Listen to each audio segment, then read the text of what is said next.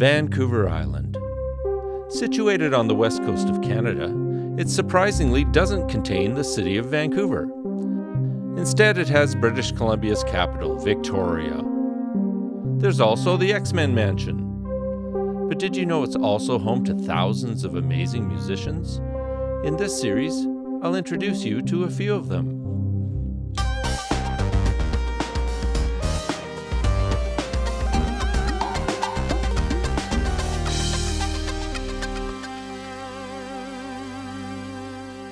Hi, I'm John, and welcome to Edgestone Studios. Today in the studio, I have Richie Edwin. Richie, welcome. Thanks for having me, John. I appreciate it. Yeah, I'm glad you're here. Tell me about your band and what your project's about.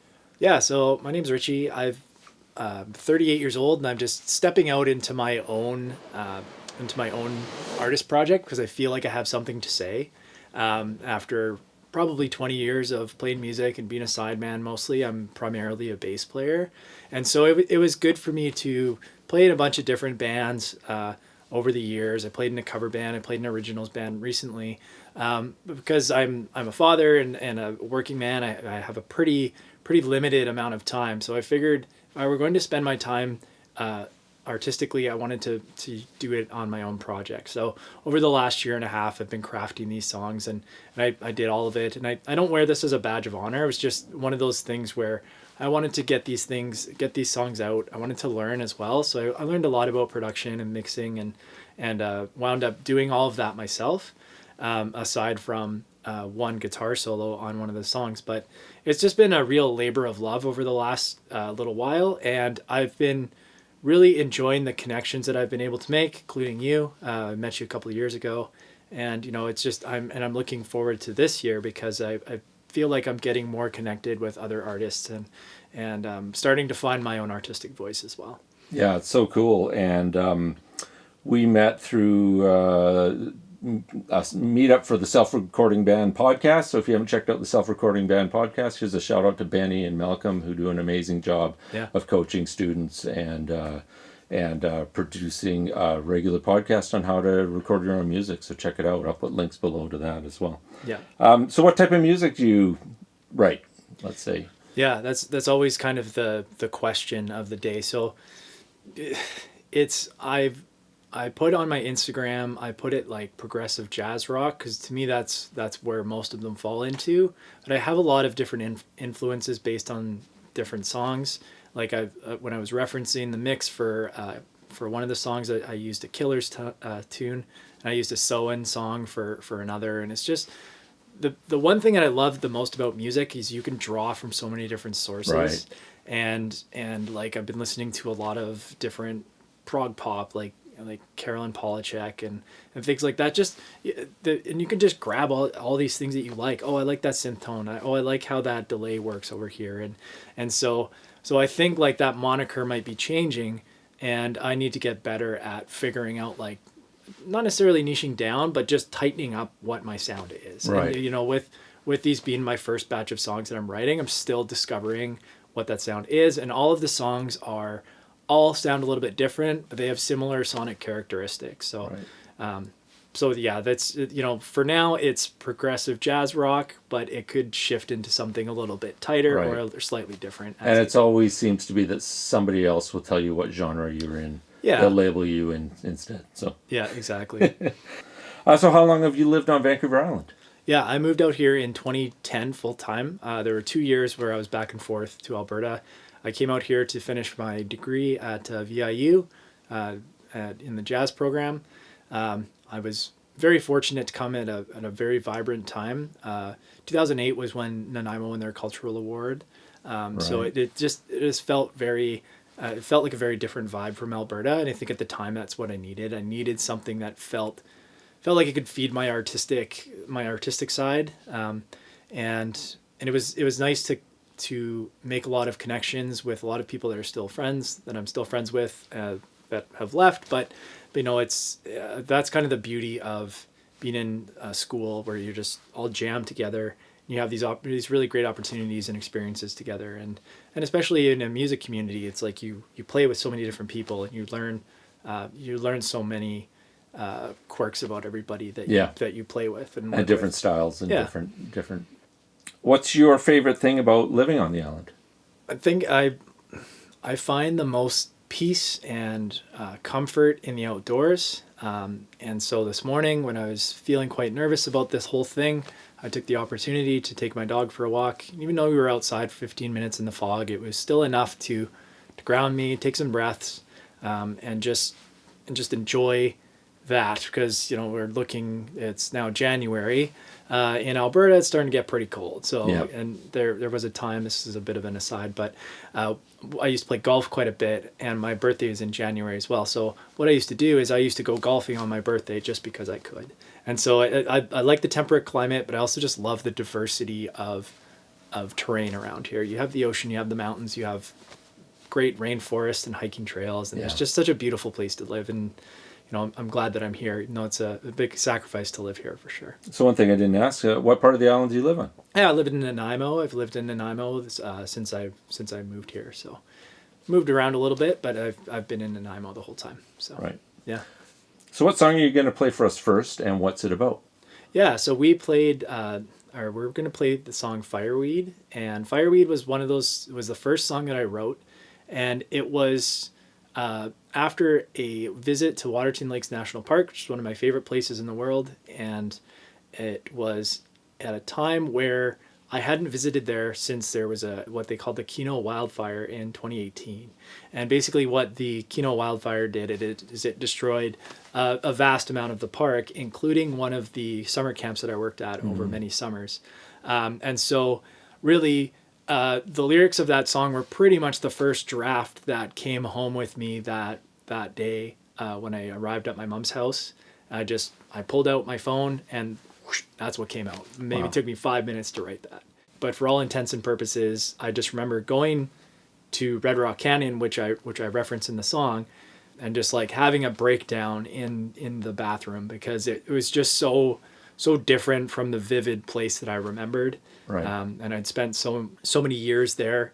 And so it's something that was changed forever, but just the memories and everything that you learned there, that doesn't change, Right. It's still a big part of you. Right. So that That's was, cool. so yeah, that song really means a lot to me. Yeah. Great. Well, let's have a listen to that one.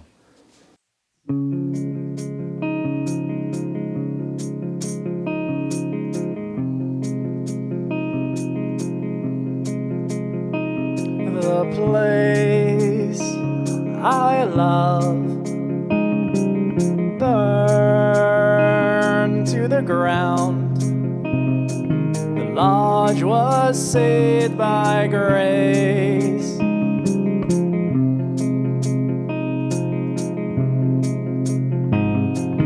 Aspen and Saskatoon berries abound, mark the regrowth of this sacred space.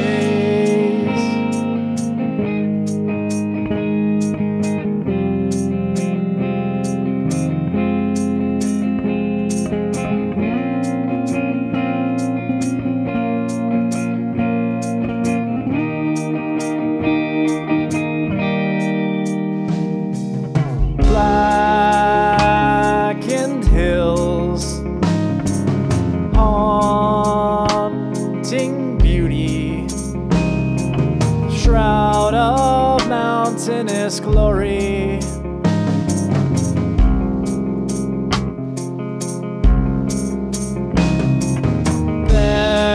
Barricaded bridges as duty, blocking off the Aspen story.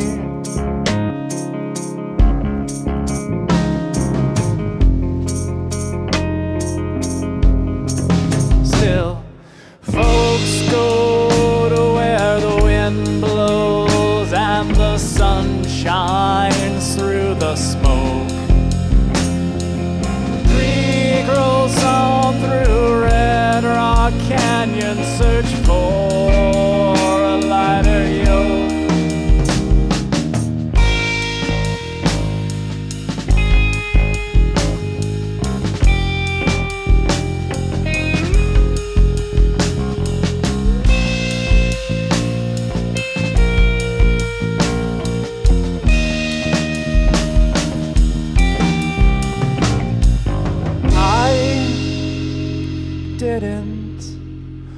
recognize the road that I traveled on 100 times before. I didn't realize the role that valley road, that those lakes and mountains had on my soul. Folks go to where the wind blows and the sun shines through the smoke.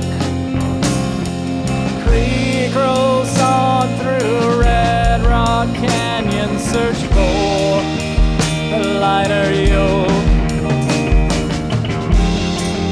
Death rebirth, fireweed for all to see. People tread the new earth, writing stories on the trees.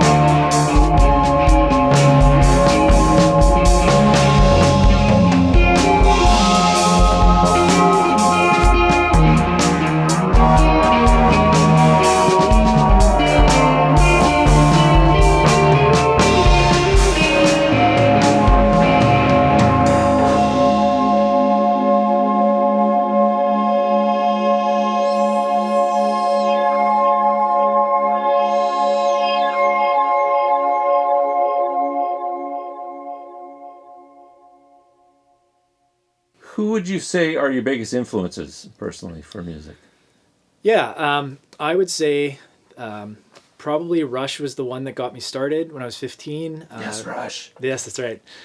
They were my first concert. I saw them on the Vapor Trails tour. Nice. It was Neil Peart's 50th birthday. He played an extended drum solo, all this sort of stuff. So all of this lore that lures in all of the Rush fans and draws them to each other. That was part of the reason that John and I connected, was that. And, so when we had that meetup, I wore a Rush shirt and, we just chatted about that. But I just think about just being taken by Geddy Lee.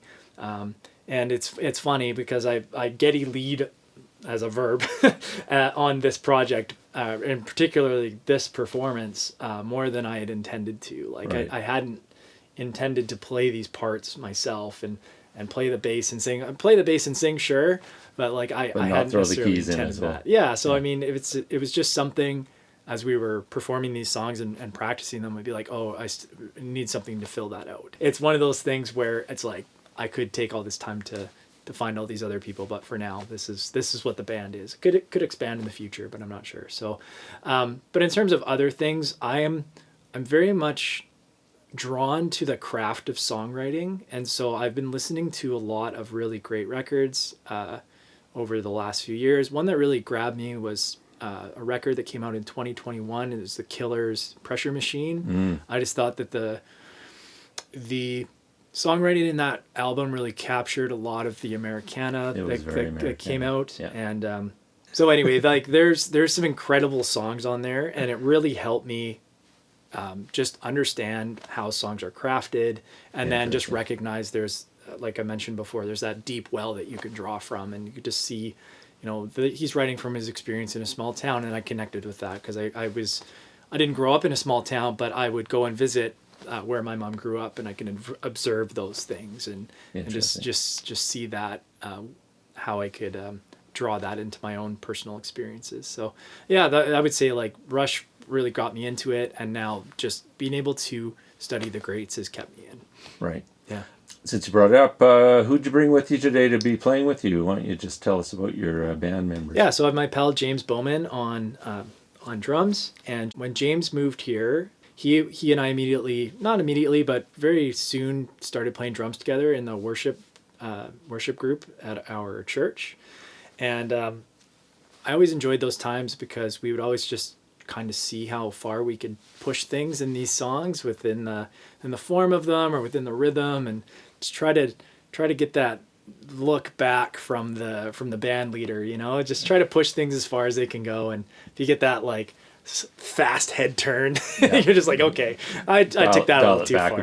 Yeah. But Darren, who's a newer musical collaborator, I've been enjoying his guitar playing. I remember him playing in a band called Boom Shack, and just remembering, oh yeah, he plays guitar. And I've been enjoying listening to them and hearing how the songs that I had created in isolation or by myself are taking on new life by having these other musicians. Right.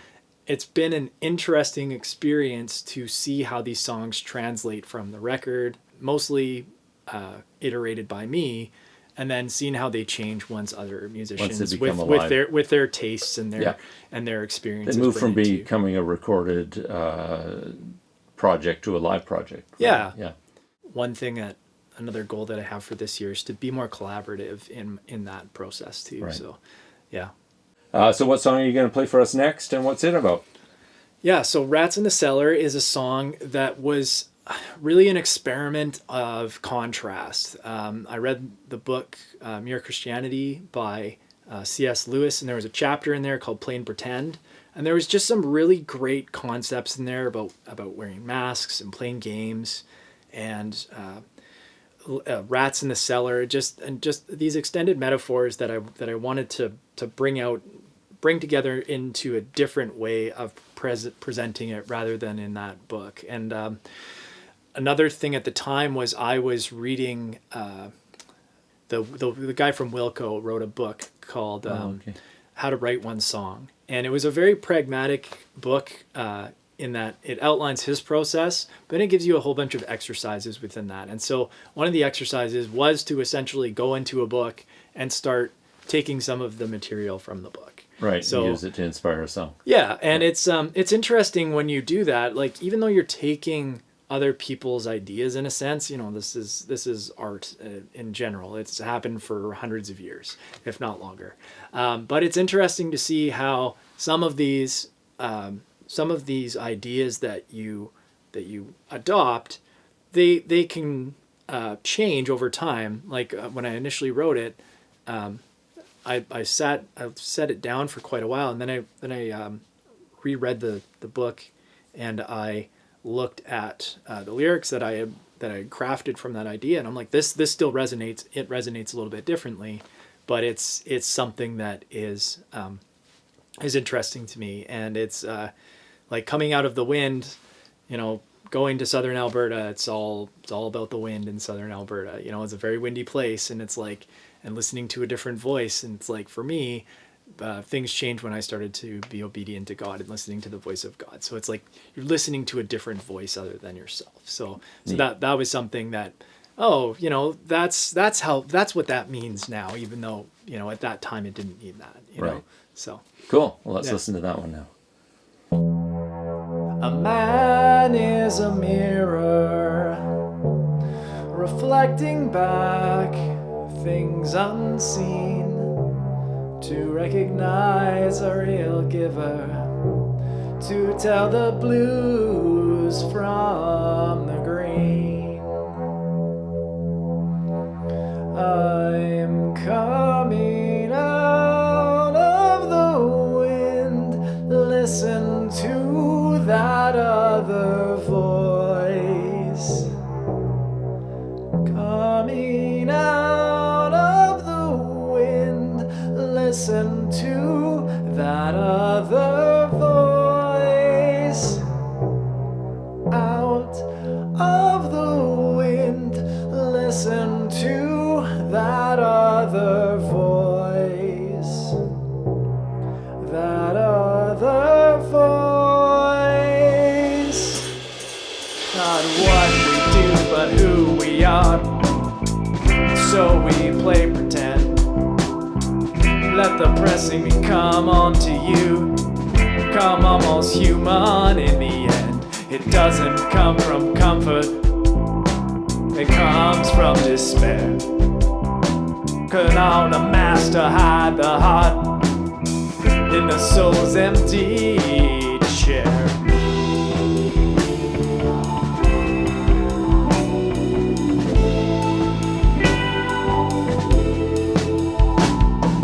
Rats in the cellar, nowhere to hide. What a wretched man am I.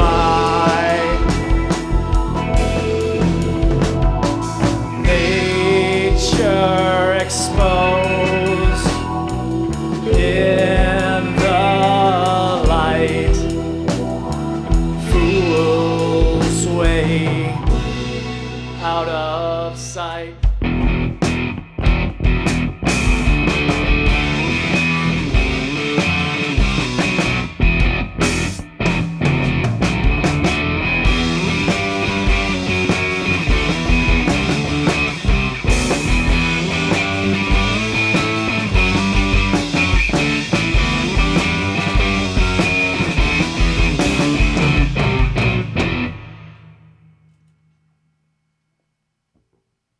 Let's play a different kind of game.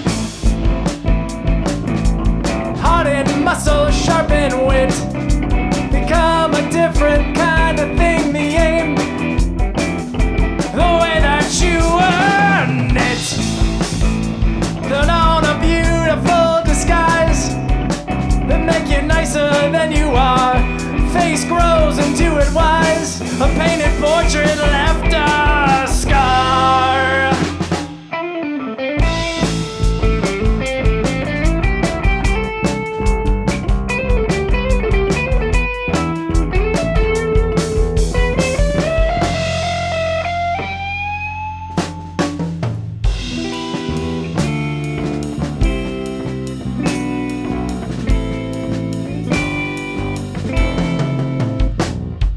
Rats in the cellar, nowhere to hide.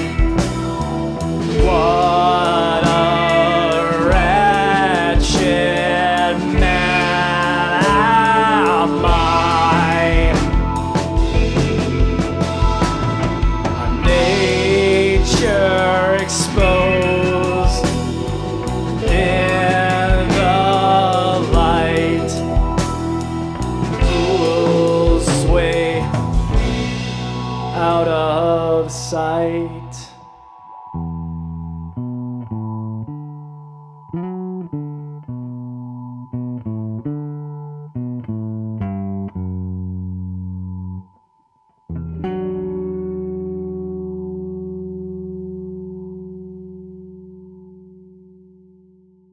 So where can people find you on social media or online for finding your music? Yeah, I think for the most part, you can find me on Instagram. That's where I probably spend the most time, and it's just Richie Edwin Music.